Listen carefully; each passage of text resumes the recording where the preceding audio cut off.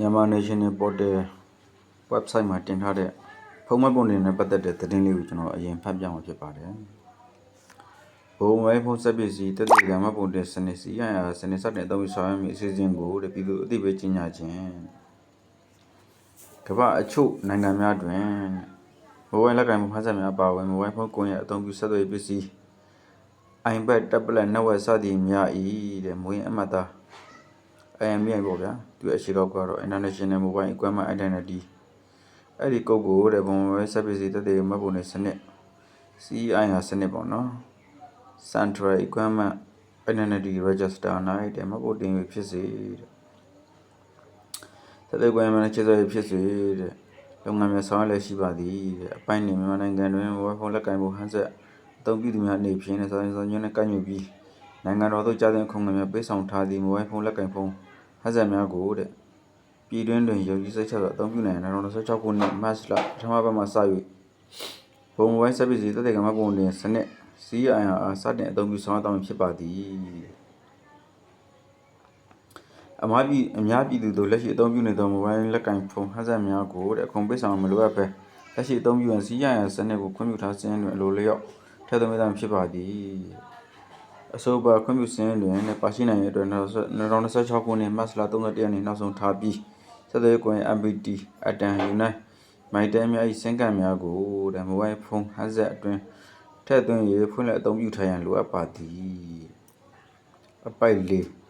မိုဘိုင်းလက်ကင်မှုဟန်ဆက်များမိုဘိုင်းဖုန်းဟန်ဆက်ဆက်သွယ်ပစ္စည်းများမှာထည့်သွင်းလူများအနေဖြင့်လုံးနေများနဲ့အညီရဲ့လမ်းလျှောက်ထား၍တရားဝင်ဆောင်ရွက်သွားရန်ဖြစ်ပြီးတဲ့ကြားတဲ့ခုံငယ်များကိုပေးဆောင်ပြီးပါကစီးရန်စနစ်ကြီးခွင့်ပြုစေရန်ထပ်သွင်းပေးတာဖြစ်ပါသည်ထားပါတော့ဗျာကျွန်တော်တို့အဓိကတော့ဖုန်းမပုံတင်မှုလိုရတယ်ဖုန်းမပုံတင်တာမှာကျွန်တော်တို့ AB လာ1ရက်နေ့တင်ဟိုပါပေါ့နော် AB လာ1ရက်နေ့မှာရောက်တဲ့အခါ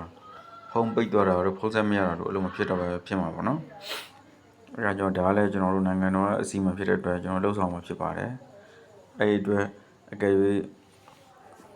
ဒီလှုပ်ဆောင်ကြမယ်ဆိုလို့ရှိရင်တော့ကျွန်တော်တို့မတမာသူတွေတော့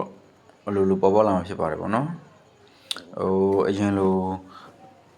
မီဖုန်းကင်တဲ့လူကလည်းမီအကောင့်ဖွင့်ပြီးတော့ဖုန်းတစ်ပိုက်ဖွင့်ရတာမျိုး Samsung ကင်တဲ့လူကလည်း Samsung အကောင့်ဖွင့်ပြီးတော့အဲ့လိုမျိုးပေါ့နော်ဖိုင်းတစ်ပိုက်အကောင့်ဖွင့်ရတာမျိုးတွေမလိုအပ်တော့ဘူးပေါ့နော်အဲ့ဒီထက်အဆင့်မြင့်မယ်လို့လည်းယူဆပါတယ် IMEI ရင်ပိုလည်းထိရောက်ပါတယ်ပေါ့နော်ဒါလေးကျွန်တော်ကြားဖြတ်ပြောတာပါဖုန်းမပုံတင်တာနဲ့ပတ်သက်လို့ဖုန်းမပုံတင်ပြီးတော့ကျွန်တော်ပြောပြသွားမှာဖြစ်ပါတယ်ဖုန်းမပုံတင်မှုအတွက်နံပါတ်1ကတော့ကိုယ့်ရဲ့ IMEI ကိုသိဖို့လိုအပ်ပါတယ် IMEI ကိုသိဖို့အတွက်ဘာမှအခက်အခဲမရှိပါဘူးကျွန်တော်တို့ဖုန်းခေါ်နေကြနေရာလေးကိုနှိပ်ပြီးတော့ဖုန်းခေါ်နေကြနေရာလေးကိုနှိပ်ပြီးတော့အဲ့ဒီနေရာမှာပဲအမှစတာရှာ396ရှာဆိုတာလေးနှိပ်လိုက်ရတာ ਨੇ IMEI ကိုပို့လာမှာဖြစ်ပါတယ်အဲ IMEI ကိုလေးကိုကျွန်တော်တို့မှတ်ထားပြီးတော့ဘယ်တော့ဝင်ရမလဲဆိုလို့ရှိရင်တော့ကျွန်တော်တို့ရဲ့ Google ပေါ့နော် Google သို့မဟုတ် browser တစ်ခုကနေပြီးတော့Google ရိုက်ထည့်ပေါ့ဗျာအဲ့လိုရိုက်ထည့်ပြီးမှအမှ CIR.gov.mn.com ဆိုပြီးတော့အဲ့ထည့်တော့ဝင်လိုက်ပါဝင်ပြီးရဆိုရင်တော့ဘောနော် chat IMEI status ဆိုပြီးအဲ့ထည့်ဝင်လိုက်ပါမယ်အဲ့ထည့်ဝင်လိုက်ပြီဆိုရင်ဒီပိုင်းနဲ့ကိုယ့်ရဲ့ IMEI ကုတ်ကိုဒီမှာကျွန်တော်တို့ဖြည့်ပြရအောင်ဖြစ်ပါတယ်ဘယ်လောက်ပါညာပေါ့နော်14လုံးနဲ့စပြီး19လုံးထိပါဝင်ရမှာတော့ဘာလို့အလိုလိုရှိပါတယ်နံပါတ်တွေပေါ့နော်နံပါတ်တွေအလိုလိုပါဝင်ရမှာဖြစ်ပါတယ်နံပါတ်တွေရိုက်ထည့်မယ်ရိုက်ထည့်ပြီးတော့လို့ရှိရင်ကျွန်တော်တို့ကဒီ IR review ဆိုတဲ့နေရာမှာကျွန်တော် marketing တစ်ခုပေးပါမယ်ဒါကတော့ကျွန်တော်တွေ့ကြရိုက်ထည့်တာတော့ကျွန်တော်အလိုလေးဖြစ်သွားတာပါကိုယ့်ဖုန်းအမှန်နဲ့ IMEI ကိုရိုက်ထည့်ပါမယ်ဒီမှာ IR review ဆိုတဲ့ဥစ္စာကို marketing လေးပေးပြီးတော့ကျွန်တော်တို့လက်ရှိအခြေအနေဆိုတဲ့နေရာလေးကိုနှိပ်လိုက်တာ ਨੇ auto ပြီးတော့မှာဖြစ်ပါတယ်ဒါကတော့ဖုန်းမပို့နေတာနဲ့ပတ်သက်တဲ့အချက်လက်လေးပြောပြတာဖြစ်ပါတယ်ကဲနားမလည်မရှိဘူးဆိုလို့ရှိရင်လည်းကျွန်တော်ရဲ့ဒီမှာ YouTube သို့မဟုတ် Telegram တွေကိုကြီးတန်းရဲ့ YouTube Telegram ရဲ့အောက်မှာ comment လာရေးထားလို့ရပါတယ်ကျွန်တော်ပြန်ပြီးတော့ပြောပြပေးပါမယ်သို့မဟုတ်အကဲကိုယ်တိုင်မပို့တင်တတ်ဘူးဆိုလို့ရှိရင်လည်းကျွန်တော်ကို